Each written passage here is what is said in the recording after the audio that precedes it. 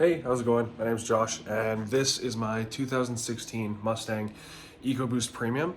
I've been wanting to make a video on this on modifying the car for a long time. Every time I get parts in though, I get too excited to really record anything and I just sort of end up installing stuff.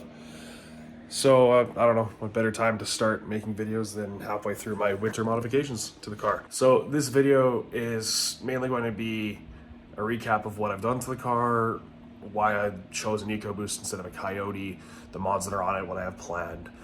So I'll start off with why I chose an Ecoboost over a Coyote Mustang. The main reason is I really like this 15 to 17 body style. I know the bumper is currently ripped off, right? But I fucking love how this car looks. And the independent rear suspension, everything about it really. The platform is a fucking great platform, especially for the money.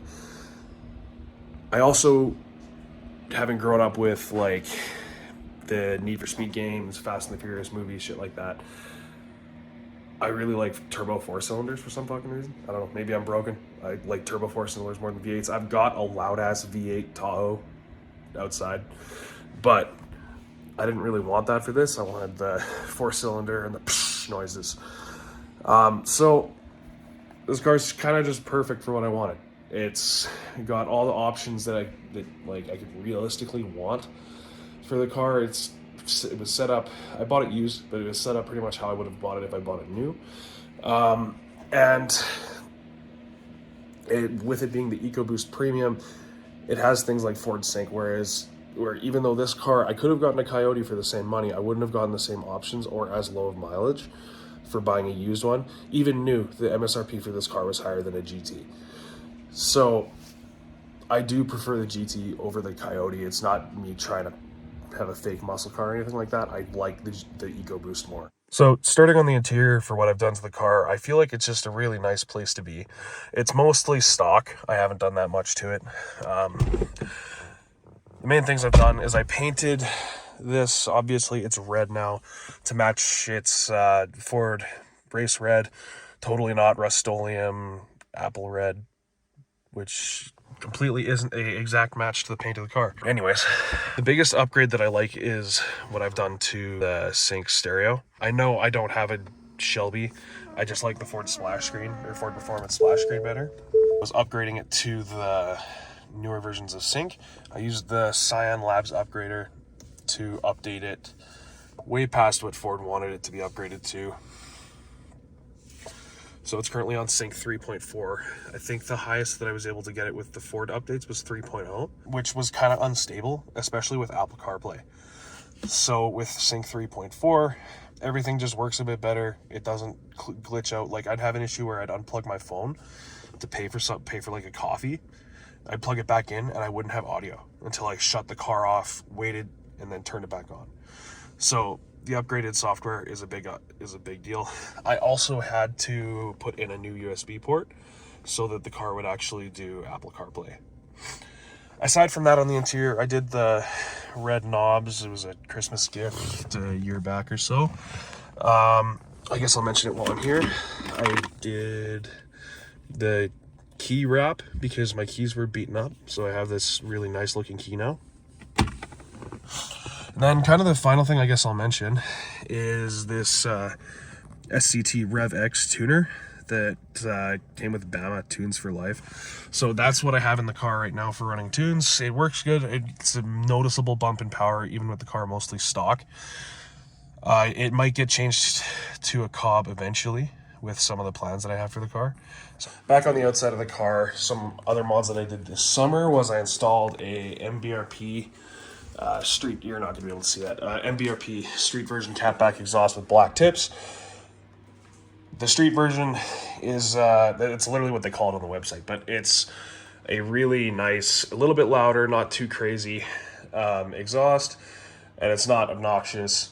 I also changed the factory wheels to these beautiful matte black niche Vosso wheels with and they put a somewhat uncommon tire size. The tires are a bit expensive, but the fitment on the ground with stock ride height is great, and I'm really happy with it. I also installed a underglow kit on the car. I know that it's a little bit, a lot of people hate it, but I grew up playing Need for Speed Carbon all the time and watching Fast and Furious 1, 2, and Tokyo Drift as much as I could. So I just like ingrained in my personality that underglow is cool. The last kind of thing I did is I made these 2.3T badges and the Ecoboost sticker for up the window. I made that with my girlfriend's cricket machine. Okay, so now on to what I've been doing this winter to the car. The first order of business was removing this fucking shutter system that they have. I fucking hate that thing. Reason being is it got stuck shut. It made my transmission overheat to the point where the car was in limp mode on a track day, and that is no fun at fucking all. So I ripped that out, and there's no codes for doing that. I taped off these plugs just in case I want to reinstall it. Also, just to prevent electrical problems in the future. The other things that I've done is, that removed, I also took the grills out of the bumper. I installed a splitter on the bumper. I'll splice in a picture of what it looks like, but I think it looks pretty good. I installed this tow hook in place of a washer that was normally there, so that if the car goes off track ever, it can be pulled out. And I painted this crash bar black, so that because you can see with the grills removed, you can see this crash bar, and I want it to kind of blend in and not be as visible. So that's just matte black paint. It looks a bit dirty now because it is a bit dirty, but it looks decent. I ripped off the sound deadening insulation because it just feels like Ford wanted you to do it, right? Like, why would they put that underneath the sound deadening if they didn't want you to take the sound deadening off? So sound deadening is off. That brings me to the mods that I have planned and the parts that I have ordered. So right now I'm waiting on getting a new front mount intercooler. I got that from DNA Motoring on eBay. The reason I went with the eBay one is it looks to be almost exactly the same as one that American Muscle offers for a significant discount, especially if you're in Canada. I also got a Go Fast Bits DV Plus to replace the blow-off valve adapter that I currently have in the car. Should make it hold more PSI while retaining the stock functionality and not risking the chance of any check engine lights or anything like that. I also have mesh ordered for that grill that I popped out. I plan on making that. I ordered it like December 27th. It said Prime 2-day shipping. It's still not here. It's like December 4th now. Or sorry, January 4th. I ordered some blackout things for the side markers. Anyways, not that big, nothing too major other than the blow-off valve and the intercooler. My plan for the car is to get it as track ready as possible this winter so that I can just drive it during the summer. So other than the things that I've said that I have ordered, the other things I want to get done this winter is, number one, a transmission cooler. I'm looking at the Mishimoto one. It mounts up to the front of the car, kind of how you, kind of where the original one does, but it has a much bigger capacity and a lot better cooling, so that hopefully, even if it is a hot day, the transmission won't overheat. I also plan on doing an engine oil cooler, but the engine oil cooler is a lot cheaper. It just kind of goes in where the filter is, and I have separate plans for where I want to route that. I think I have a good idea on a spot where it can go, where it will get its own cooling. I'll probably make a video on that as well. And the second big thing I want to get done, if I get nothing else done and I get the oil cooler and this done, I'll be happy, is a catless downpipe. I've seen them for pretty cheap on AliExpress. They're kind of hard to find now, even from reputable companies, so you kind of have to go out to China to get that stuff. At least, the shipping's more expensive than the part, and it comes with the thing to trick the downstream O2 sensor into thinking there's still a cat. The main reason I'm doing that is for the added power, because a catless exhaust on a turbocharged car makes a ton more, especially once it's tuned for it. But it's not emissions safe, so if you live somewhere with emissions, don't fucking do that. But I don't have emissions. Let's go Alberta. So yeah, those are the things I really want to get done this year.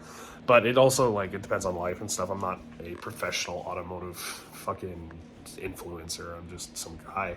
So if shit comes up, the reason I started doing work on this car in December is because I broke my ribs in fucking November. so I couldn't do much. I wasn't working very much because everything hurt. Everything still kind of does, but it's getting better. But yeah, anyways, if you enjoy my incoherent rambling and maybe want to see me actually do work on the car instead of just standing in my tiny garage talking about it in front of some fucking recycling that has to go out. If you want to actually see me work on the car, maybe consider liking the video or whatever. I don't know, do whatever you're gonna do. If you want to watch more videos with me in this car, subscribe. Thanks for watching. Bye.